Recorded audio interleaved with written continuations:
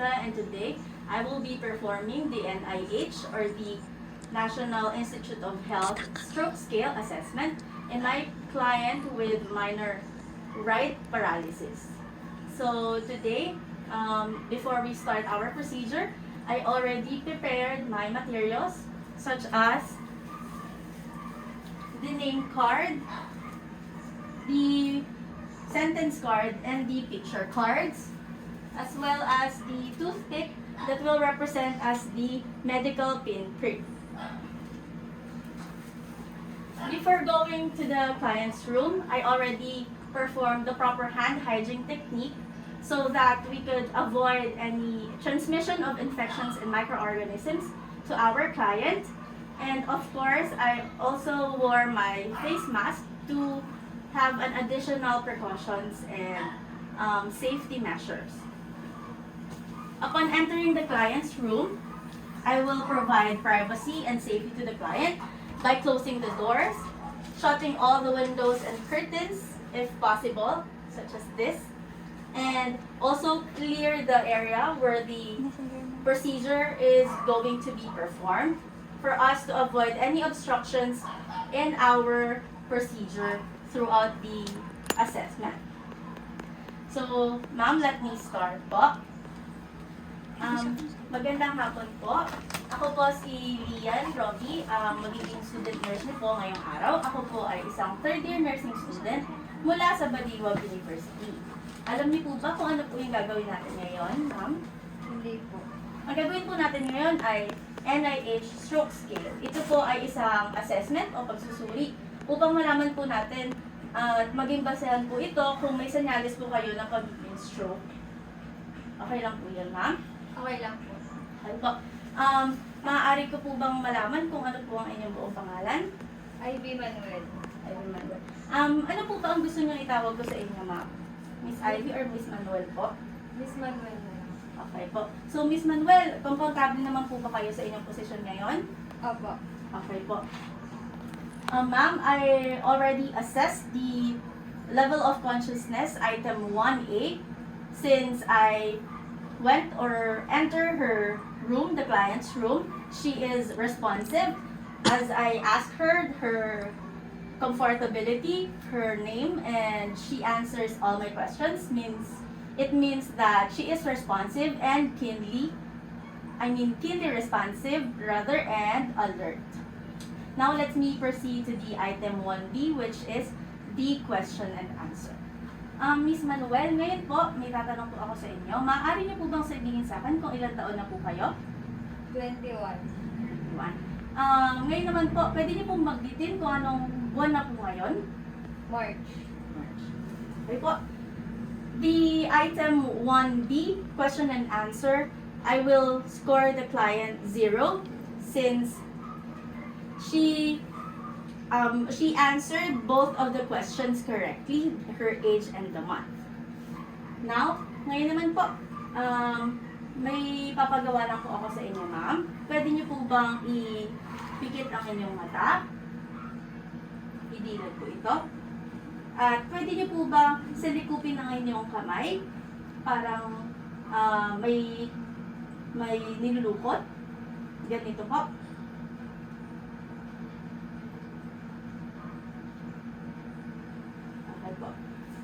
I will score the client 1 since she performed only one task, which is the opening and the closing of the eyes, and not the grip and release test.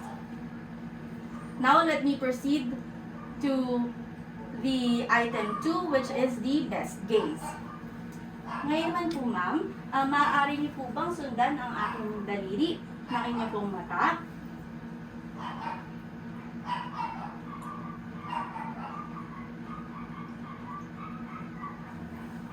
I will score the client 0 since she followed my finger, and it means that she has no gaze palsy. Now let me proceed to the item number 3, which is the visual field. Ma'am, ngayon naman po, hihilingin ko po sa inyo na takpan po ang inyong isang mata at ako po ay magbibilang ng ganito at sasabihin niyo po lang sa akin kung ilan po ang daliri na nakataas. Okay po? Sige po. Okay po. Isa. Dalawa. Isa. Dalawa. Isa. Tatlo. Tatlo. Okay po. Yung isang mata naman po. Takpan po natin. Okay po. Dalawa. Isa. Isa. Dalawa. Tatlo. Isa. Isa. Dalawa. Okay po. Now, I will score the client 0 since she identified how many fingers I have in the 4 quadrants. Now, let's proceed to the item number 4, which is the facial palsy. Ngayon naman po, ma'am, maaari ko po bang tanggalin ang inyong mask? Sandali. Opo. Maaari ako na po magtanggal. Ngayon po, ma'am, maaari niyo po ba ipakita po sa akin ang inyong ngipin na parang umingiti? Ayan. Salamat po. Ang inyo pong dalawang kilay na pwede po bang itaas ninyo para sa akin? Po. At ang huli po ay pwede niyo po bang ipikit ng madiin ang inyong mga mata? Okay po. Thank you po. Now, I will score the client 0 since she performed all the tasks and she has performed the raising of eyebrows with symmetrical movement. Her mouth has symmetrical movement as well, and her eyes also has symmetrical movement. Now, let's proceed to the item number 5, which is the motor arm. Ngayon naman po, Miss Manuel, ang gagawin po natin ay itataas ko lamang po ang inyong braso at sasabihin niyo po sa akin kung, huwag niyo po siyang ibababa hanggat hindi po ako nakakatapos ng pagbilang ng 10 segundo. Malakas naman po ang pagbibilang ko, kaya malalaman po natin kung kailan niyo po ito bababa. Okay po? Okay po. Okay po? 1, 2, 3, 4, 5, 6, 7, 8, 9, 10. Ayan, salamat po. At ito naman po kabilang braso. 1, 2, 3, 4, 5, 6, 7, 8, 9, 10. Okay po.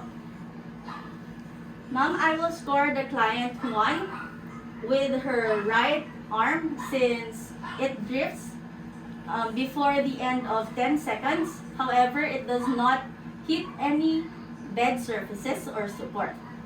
And her left arm is 0 since it holds and maintains in the full 10 seconds without drifting. Now, let's proceed to the motor leg. Miss Manuel, ngayon naman po, gagawin din po natin yung ginawa natin sa braso nyo sa inyong binti. Ayos lang po yun. Itataas ko lamang po ito, 30 degrees, and iintayin nyo po ang aking bilang na 5 segundo bago nyo po ito ibaba. Okay po? 1, 2, 3, 4, 5. Okay po? Kabila naman po natin. 1, 2, 3, 4, 5. Yan.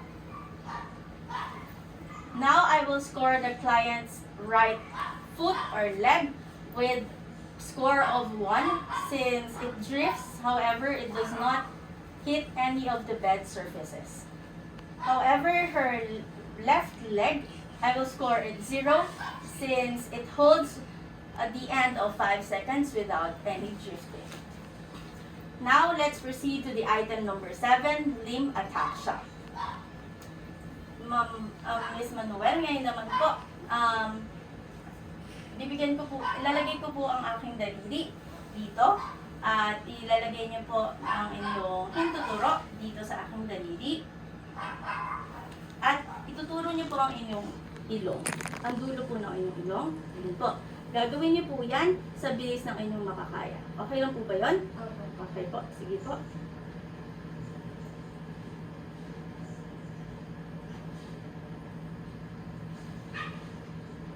Okay po. Yung kabila naman po, ma'am.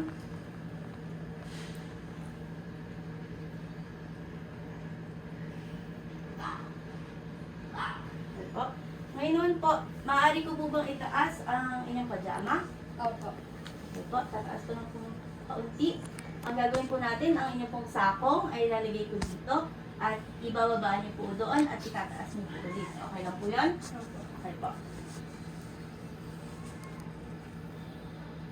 Okay po. Kabila naman po.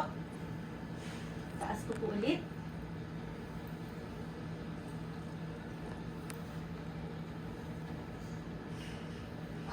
Okay po.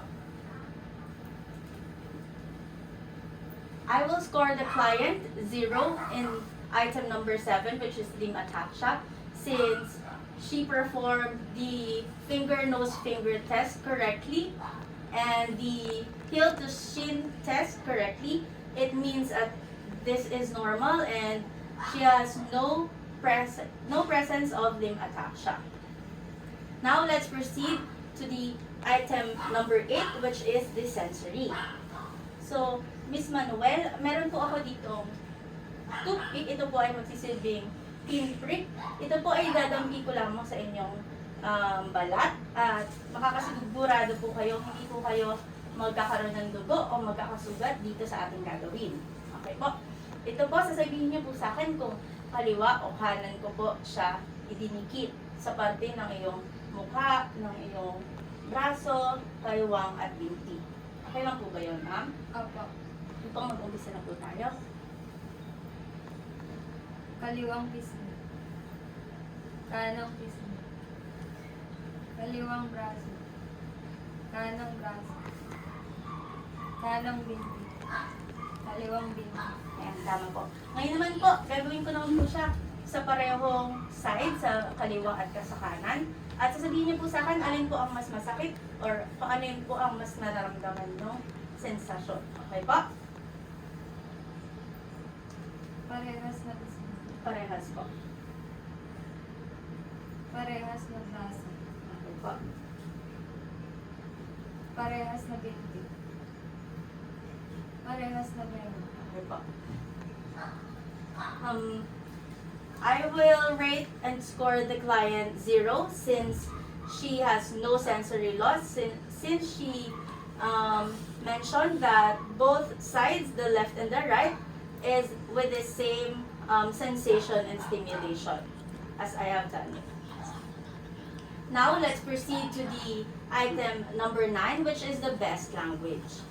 Ngayon naman po, Miss Manuel, ang gagawin po natin, may papakita lamang po ako sa inyo ditong mga larawan na sa una pong larawan ay ituturo ko po ito at sasabihin niyo po sa akin kung ano po ang tawag ito.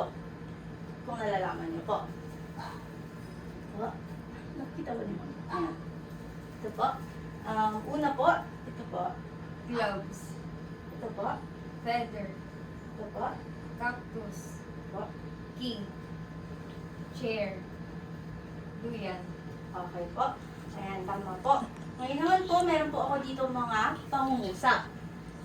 Sa mga pangungusap po na ito, babasahin niyo lamang po ito sa akin. Okay po? You know how down to earth I got home from work.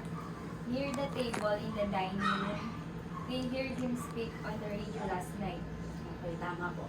At sa huli po nating larawan, Miss Manuel, ngayon naman po, isasabihin niyo po sa akin o ipapaliwanag ko ano po ba ang nangyayari dito sa picture base po sa inyong pagkakaintindi. Yung nanay naghuhugas ng pinggan habang yung tubig sa may lababo tumatapon. Tapos yung batang lalaki kumukuha ng cookie jar. Tapos para siyang nahulog sa upuan. At yung batang babae parang nangihingi siya ng pagkain. Yan, tama po. Salamat po, Miss Manuel. I will rate the client or score the client 0 in the best language since she comprehends and comprehended with all the materials such as the naming of the objects, the reading of the sentences and the description or explanation of the picture that is happening on the scene. Now, let's proceed to the last item, which is the extinction and inattention. Ngayon naman po, Miss Manuel, para po sa huli nating pagsusuri, meron po ako dito ulit ng mga salita naman.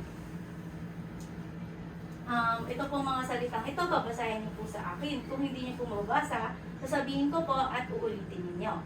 Okay po ba yun? Opo. Miss Manuel, okay po. Una po. Mama. Tip-top. 50-50. Thanks. Huckleberry. Baseball player. Okay po. Tama po.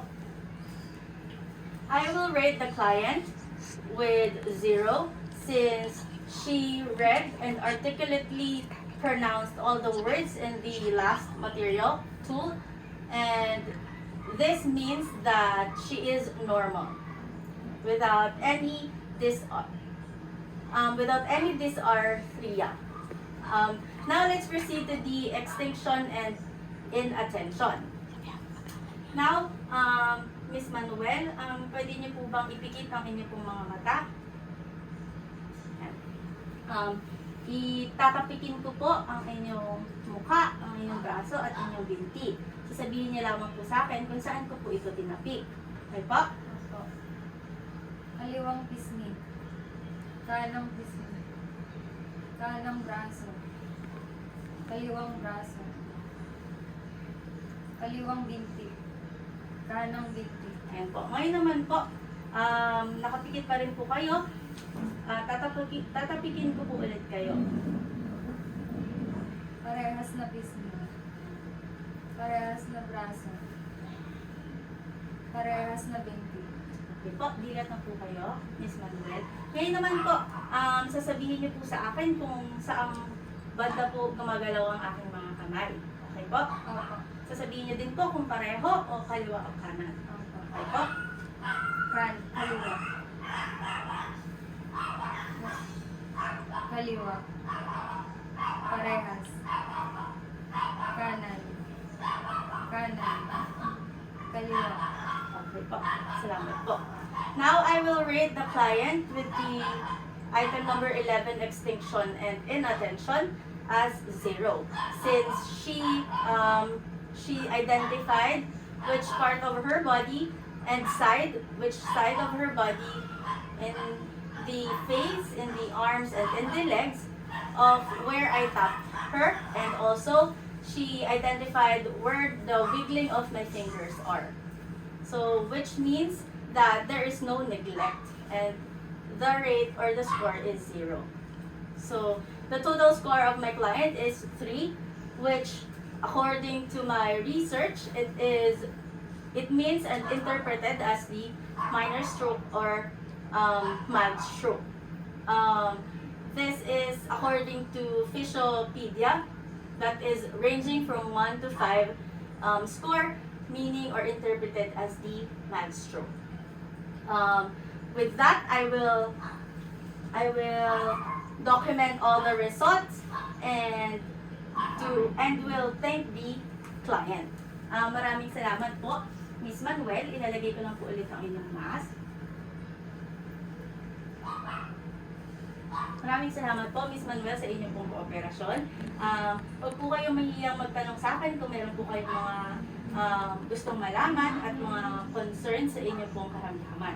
Okay po? Okay po. Maraming salamat po. Opo. Thank you po.